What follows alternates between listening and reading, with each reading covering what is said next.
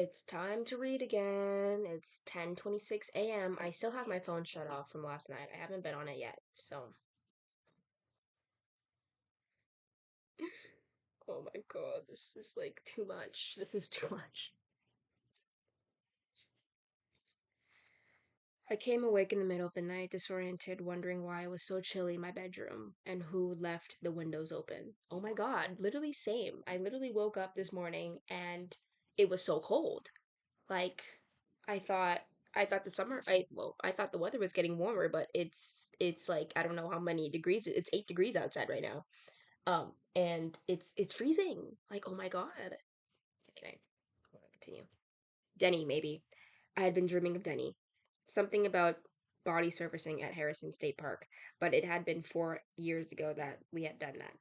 This wasn't my room. This was someplace else. Somebody was holding me in my bug bear hug. Someone else was pressing against my back, and a shadowy third was crouching beside me, head cocked in a listening attitude. What the frick? I asked in a honest puzzlement, a long drawn out groan in answer. It sounded like Vern. That brought things into focus, and I remember where I was. But what was everybody doing awake in the middle of the night? Or had I been asleep for seconds? No, that couldn't be, because a thin silver of the moon was floating dead center in an inky sky.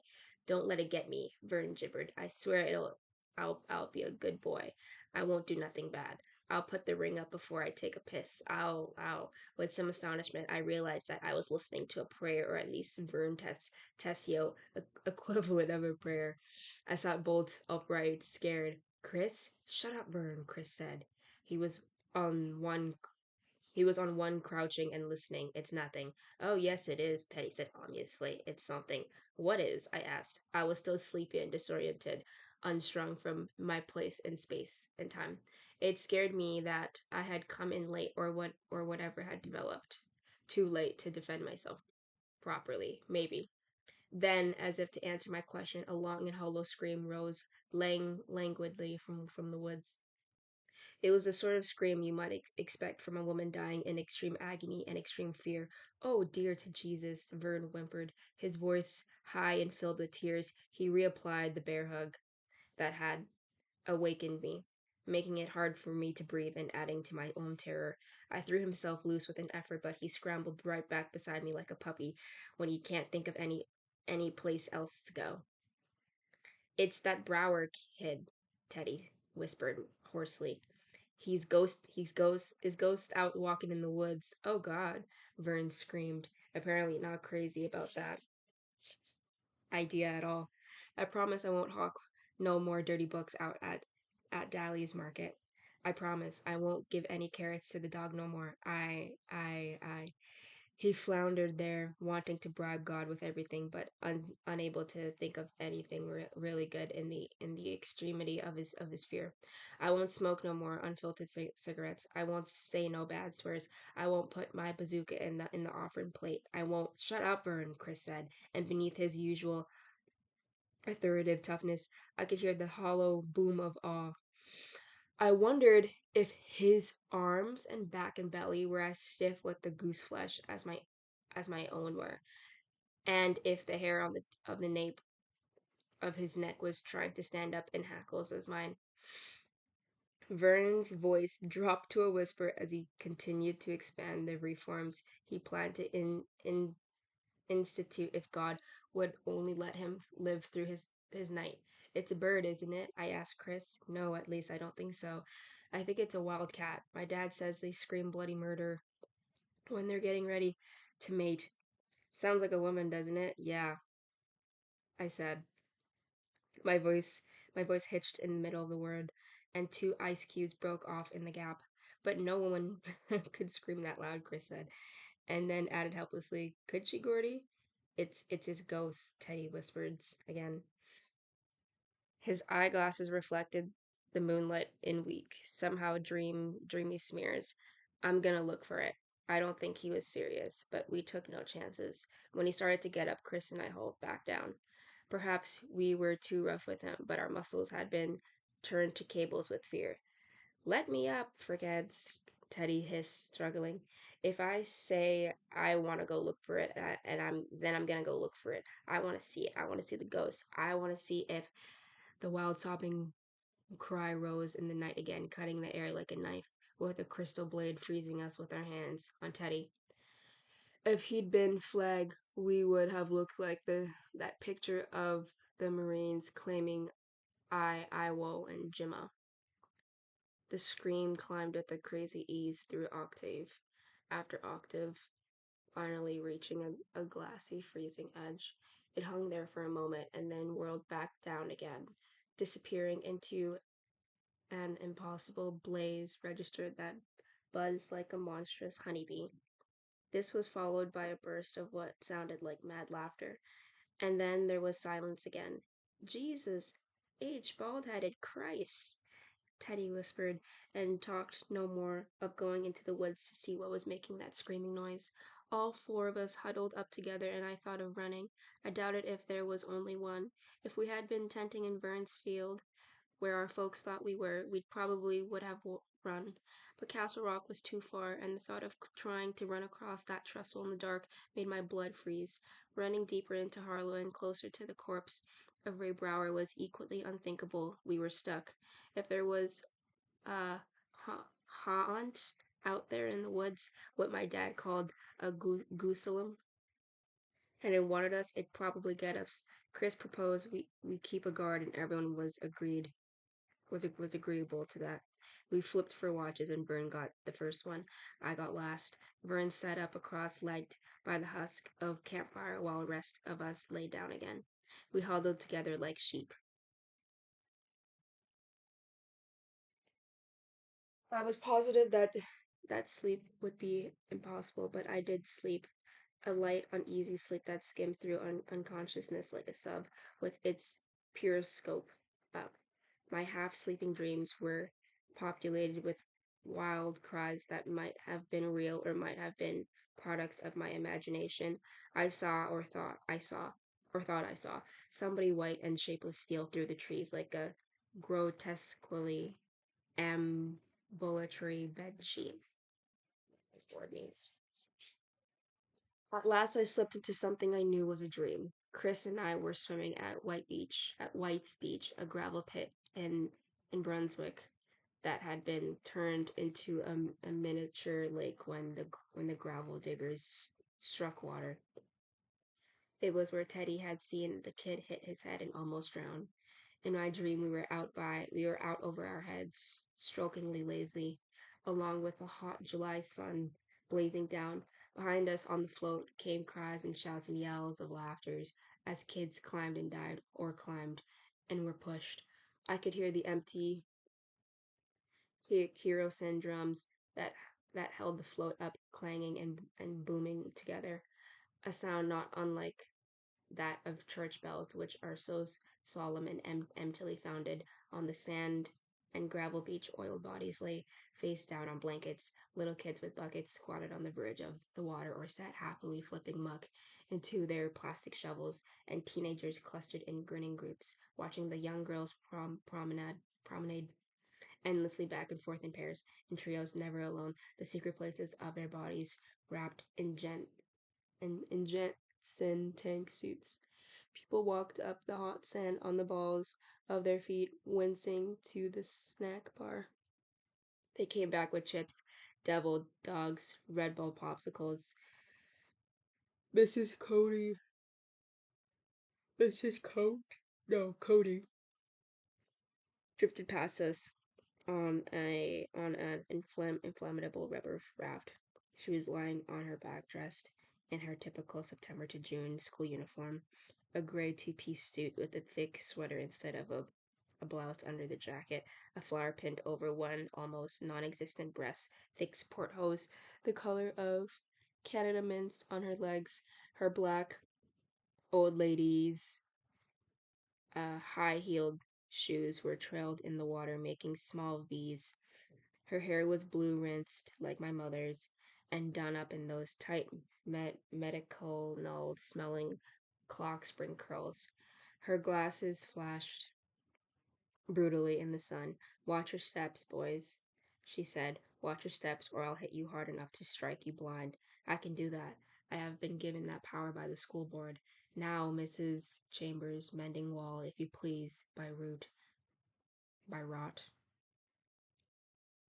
I tried to give the money back, Chris said. Old Lady Simmons said, okay, but she took it. Do you hear me? She took it. Now, what are we going to do about it? Are you going to whack her blind?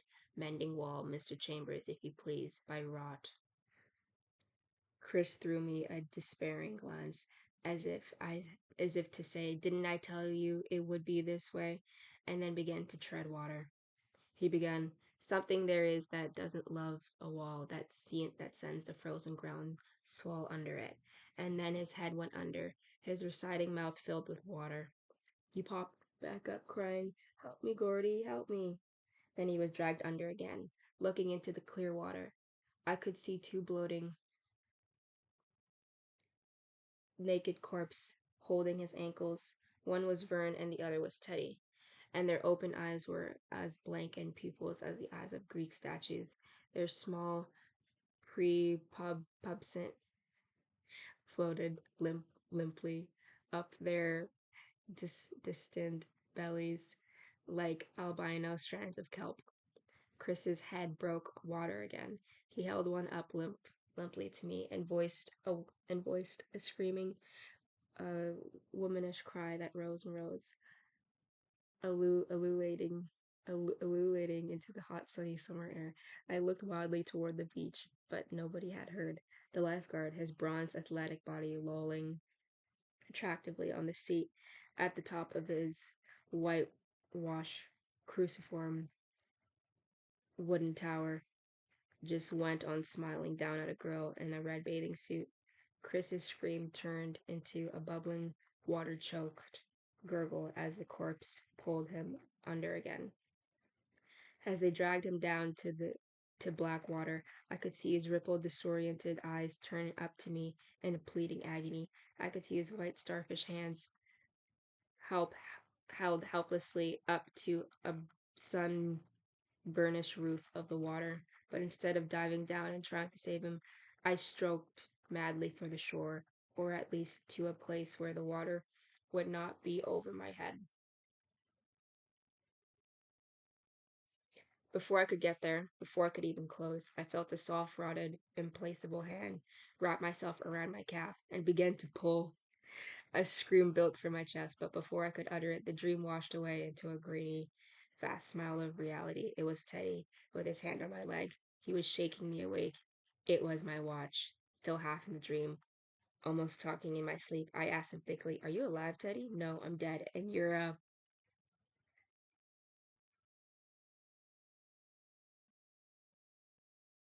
Yo. The slurs, a black slur was just, he said crossly. It dispelled the last of the dream. I sat up by the campfire and Teddy lay down. Stephen King's writing style. You got me. You got me want to throw hands, boy.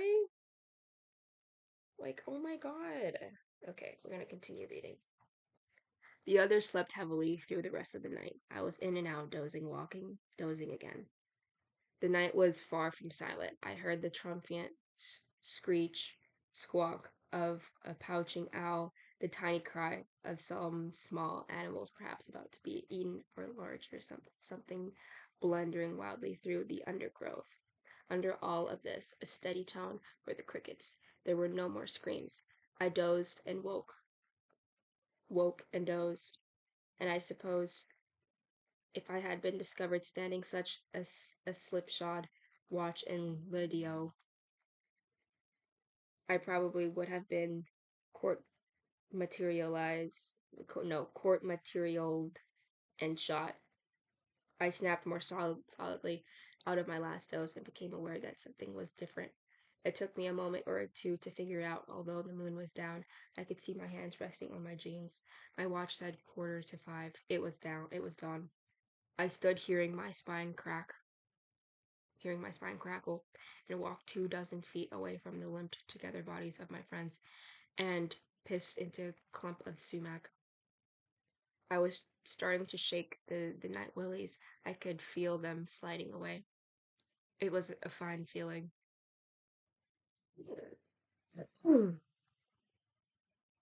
I scrambled up the cinders to the railroad tracks and sat on one of the rails, idly chucking cinders between my feet in no hurry to wake the others.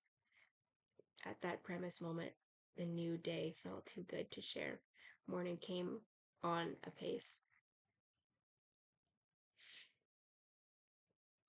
The noise of the crickets began to drop, and the shadows under the trees and bushes evaporated like puddles after a shower. The air had that peculiar lack of taste that presaged the latest hot day in a famous series of hot days. Birds that had maybe cowered all night just we had done now began to twitter, uh, self importantly. A wren landed on top of the deadfall, which had taken our firewood, preened itself, then flew off.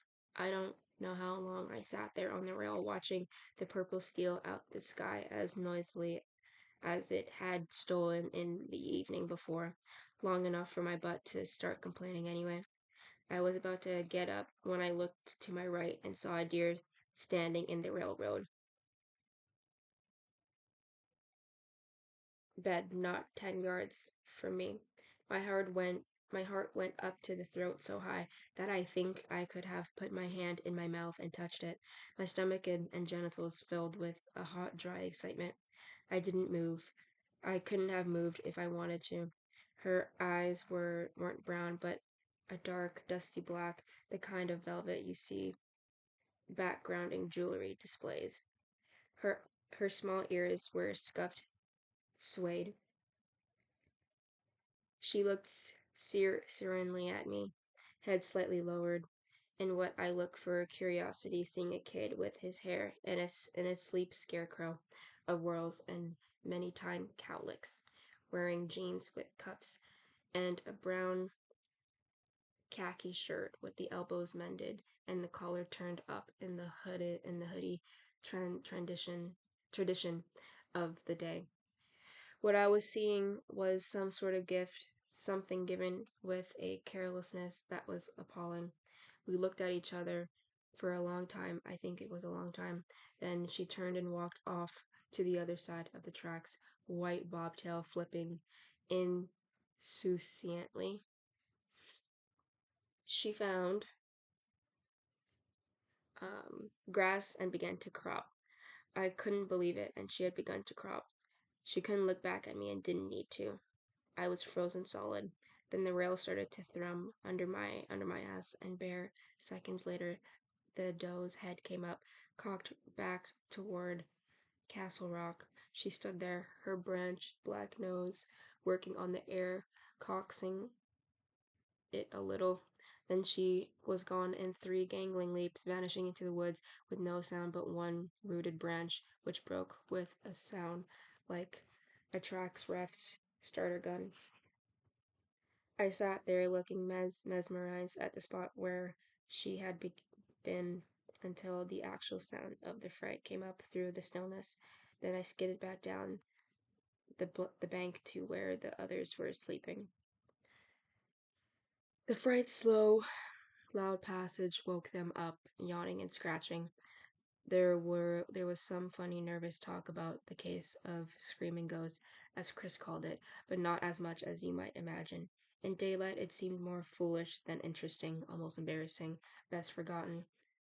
It was it was the tip of my tongue to tell them about the deer, but I ended up not doing it.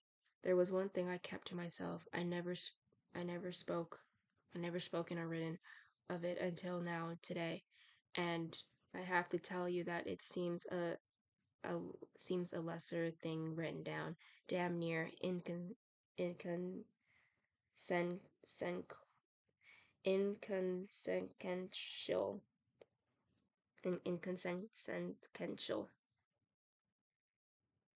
But for me, it was the best part of that trip, the cleanest part. And it was a moment I found myself returning to, almost helplessly, when there was trouble in my life. My first day in the bush in Vietnam, and this fellow walked into the clearing where we were with his hand over his nose. When we took his hand away, there was no nose there, but it had been shot off. The time the doctor told us our youngest son might be hydrocephalic, cephalic, he turned out to be an oversized head, thank God. The long, crazy weeks before my mother died, I would I would find my thoughts turning back to that morning, the scuffed suede of her ears, the white flash of her tail. But 800 million red Chinese don't give a, right? The most important things are the hardest to say because words diminish them. It's hard to make strangers care about the good things in your life.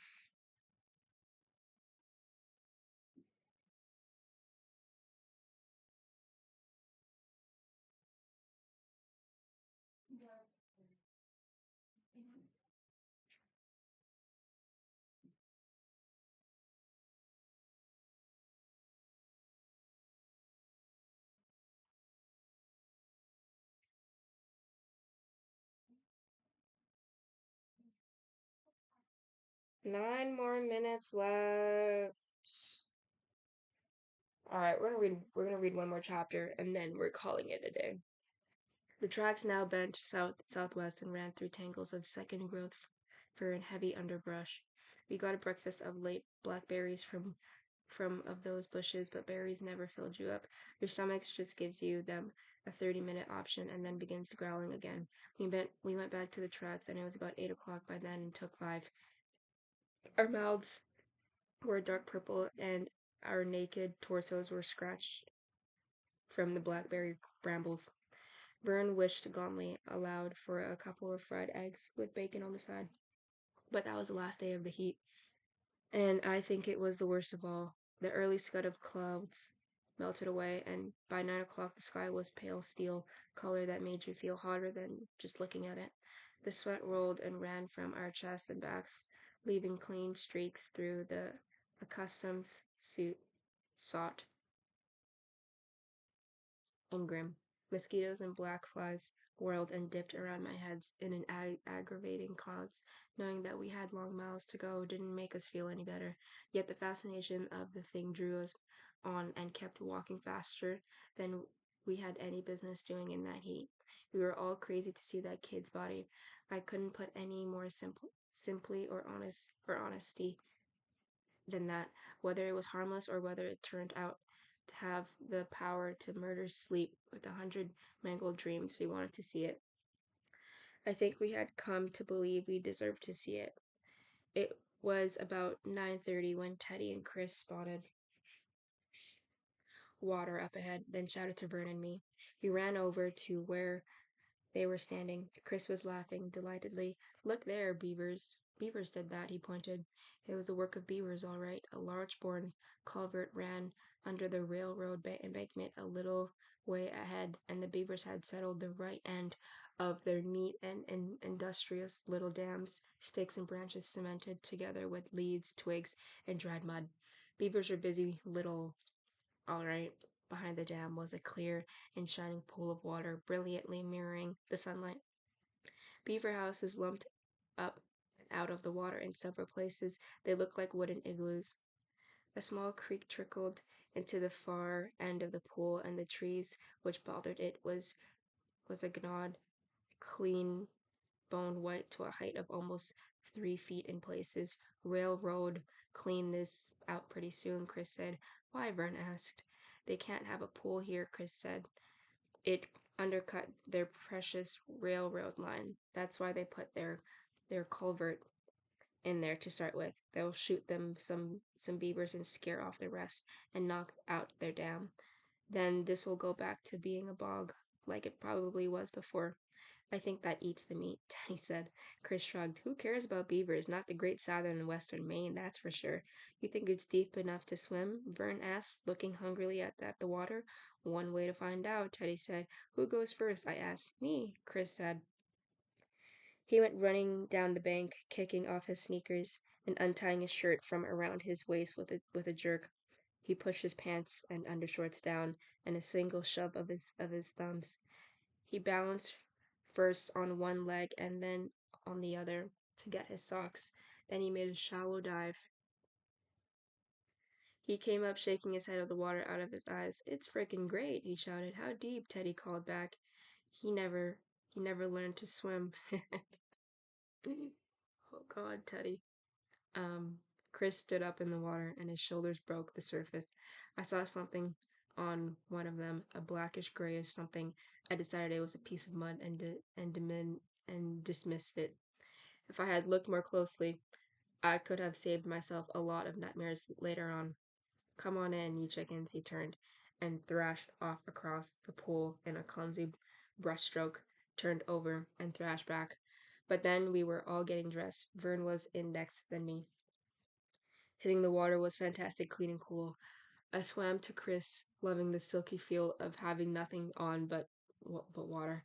I stood up and grinned into each other's faces. "Boss," we said, exactly at the same instant. "Frickin' jerk off," he said, splashed water in my face, and swam off the other way.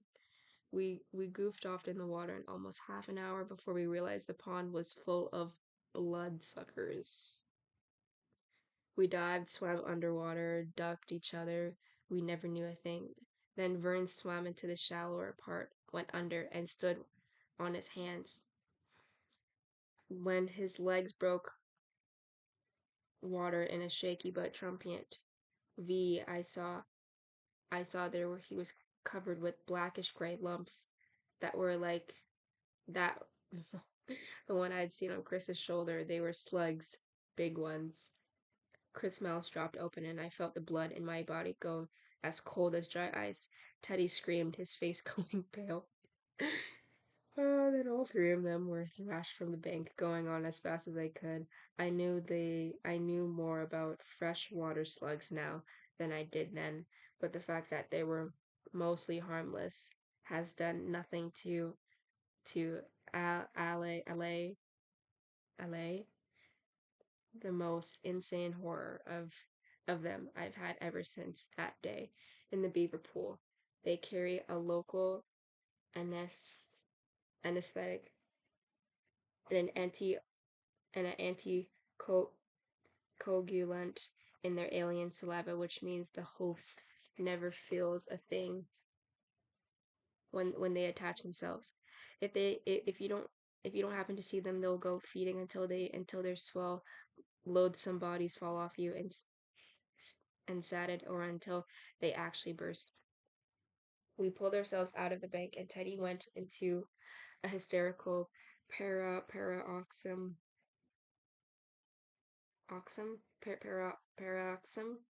as he looked down at himself. He was screaming as he picked up the leeches off his naked body.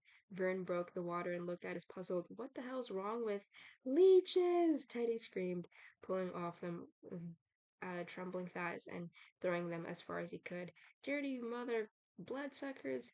His voice broke surely on the last word. "Oh God, oh God, oh God, oh God," Vern cried. He paddled across the pool and stumbled out. I was still cold. The heat the day had been suspended. I kept telling myself to catch hold, not to get screaming, not to be a. I picked half a dozen of my arms and several more of my chest. Chris turned his back to me. "Gordy, are there any more? Take 6 of them if they are, please, Gordy." There were more, 5 or 6 running down his back like grotesque black buttons. I pulled their soft, boneless bodies off him. I brushed even more of my legs. Then Chris got to my back. I was starting to relax a little.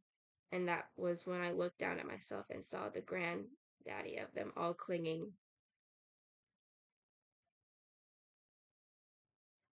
Its body swelled to 4 times its normal size. Its blackish gray skin had gone a bruised purplish red. That was when I began to lose control.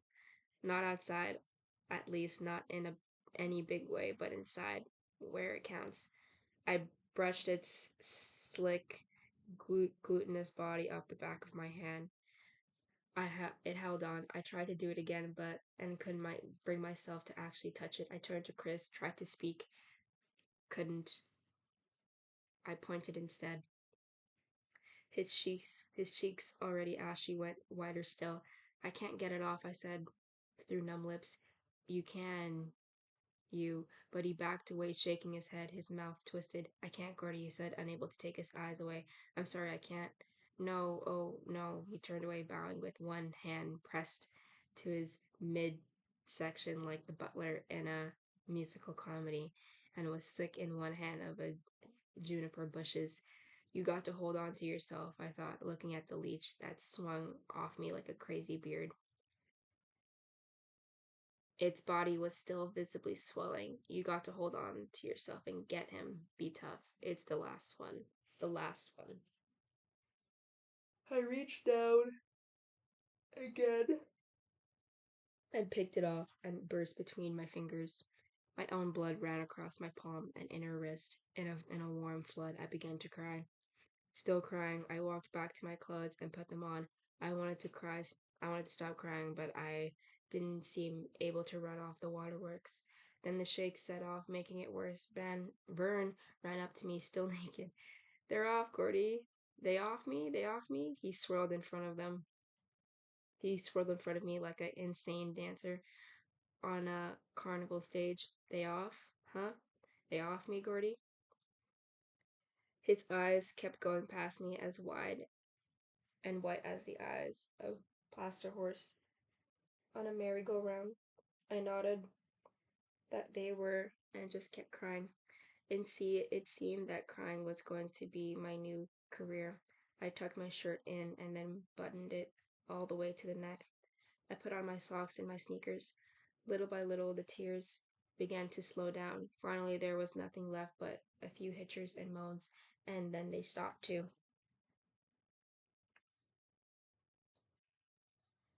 Chris walked over to me, wiping his mouth with a handful of elm leaves. His eyes were wide and mute and apologetic. When we were all dressed, we stood there looking at each other for a moment. Then we began to climb the railroad embankment. I looked back once at the burst leech lying on top of the tromped down bushes where we had danced and screamed and groaned them off. It looked deflated, but still ominous. 14 years later, I sold my first novel and made my first trip to New York. It's going to be a 3 day celebration, my new editor told me on the phone. People slinging BS will be summarily shot. But of course, it was 3 days of unmitigated BS. While I was there, I wanted to do all the standard out of towner things, see a stage on the Radio City Music Hall, go to the top of Empire State Building, frick the World Trade Center.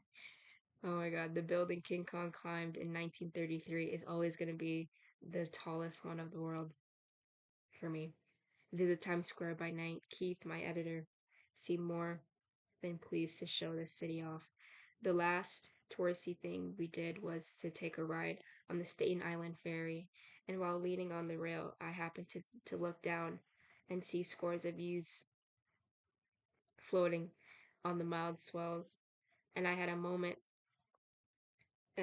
of almost total recall, or perhaps it was an actual incidence of time travel. Either way, for 1 second, I was literally in the past, pausing halfway up the embankment and looking back at the burst leech, dead, deflated, but still ominous. Keith must have been seeing something in my face, but he said, "Not, not very pretty, are they?"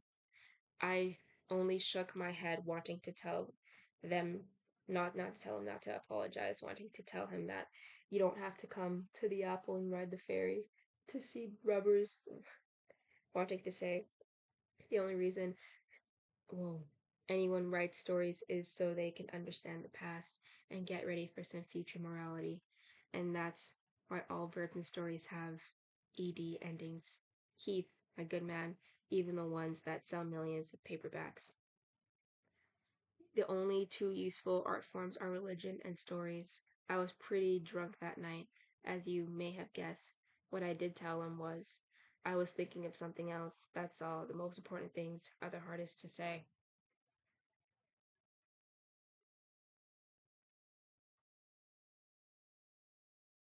Hmm.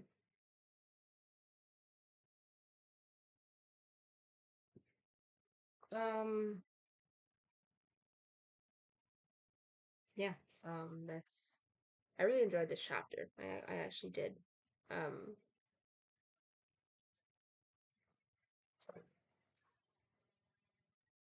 until tomorrow. Peace out.